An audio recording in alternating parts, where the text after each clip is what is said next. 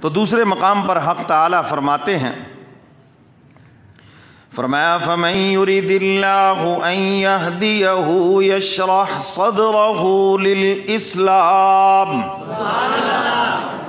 حق تعالیٰ جس بندے کے لیے ہدایت کا فیصلہ فرماتے ہیں اس کا سینہ اسلام کے لیے کھول دیتے ہیں۔ جس کے لیے ہدایت کا فیصلہ فرماتے ہیں کیا کرتے ہیں؟ سینہ اسلام کے لیے کھول دیتے ہیں۔ ہم نے اپنے ہی وہ بنا رکھے ہیں کہ اللہ میاں جب راضی ہوتا ہے پیسے دیتے ہیں، اور آج کا جو غیر شادی شدہ نوجوان ہے وہ شاید یہ سمجھتا ہے کہ اللہ راضی ہوگا تو کوئی چمکیلی سی مجھے دلہن دے دے گا، وہ یہ سمجھتا ہے یہ مولا کے راضی ہونے کی نشانی ہے۔ ارے اللہ کے راضی ہونے کی نشانی یہ ہے کہ اس کو دین کی سمجھ عطا فرمائیں گے۔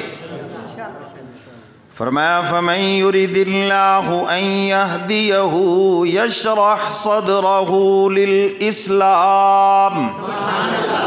حق تعالیٰ جس بندے کے لیے ہدایت کا فیصلہ فرماتے ہیں اس کا شرح صدر اسلام کے لیے فرما دیتے ہیں، اس کا سینہ اسلام کے لیے کھول دیتے ہیں۔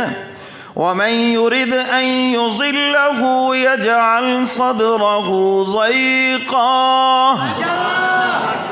اور حق تعالیٰ جس کے لیے گمراہی کا فیصلہ فرماتے ہیں سینہ اس کا تنگ کر دیتے ہیں۔ اللہ ہم سب کو اس سے محفوظ فرمائے۔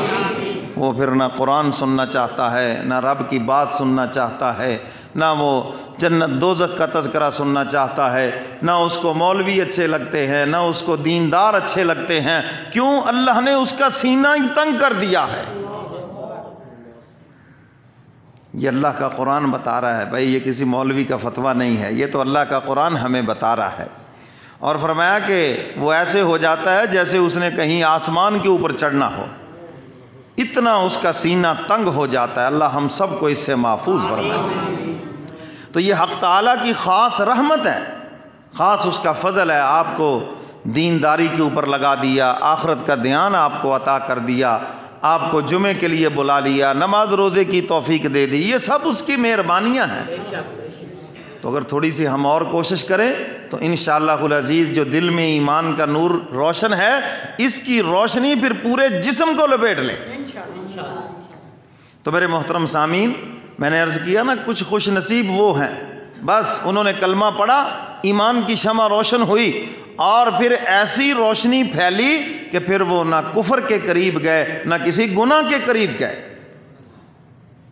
ایک نوجوان اسلام قبول کیا، حضور علیہ الصلاۃ والسلام کی خدمت سے جدا ہوئے، گھر تشریف لے گئے، ایک خاتون سے تعلقات تھے، وہ ملنے کے لیے آئی۔ اب جب ان کو پتہ چلا تو فوراً چہرہ پھیر لیا دوسری طرف۔ اس نے کہا کیا بات ہے، پہلے تو ایک نظر مجھے دیکھنے کے لیے تڑپتے تھے اور آج کیا مجھ سے گستاخی ہو گئی، کیا ناراضگی ہوگی کہ مجھے دیکھنا نہیں چاہتے؟ فرمانے لگے کہ میری مجلس سے یہاں سے اٹھ کے چلے جاؤ، اگر تم اٹھ کر نہ گئی تو ہو سکتا ہے میں تلوار لے کر تمہاری گردن اڑا دوں۔ اس نے کہا بات کیا ہے آخر؟ اس نے کہا بات یہ ہے کہ اب ان نگاہوں نے رسول اللہ کا دیدار کر لیا،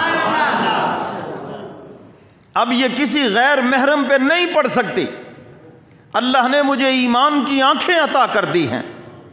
کاش ہمیں بھی وہ آنکھیں عطا ہو جائیں، وہ ایک مسلمان کی آنکھیں، ایک مسلمان کے کان، ایک مسلمان کی زبان، ایک مسلمان کا دل و دماغ حق تعالی ہم سب کو عطا فرما دے۔ خرد نے کہہ بھی دیا لا الہ تو کیا حاصل، دل و نگاہ مسلمان نہیں تو کچھ بھی نہیں ہے جی۔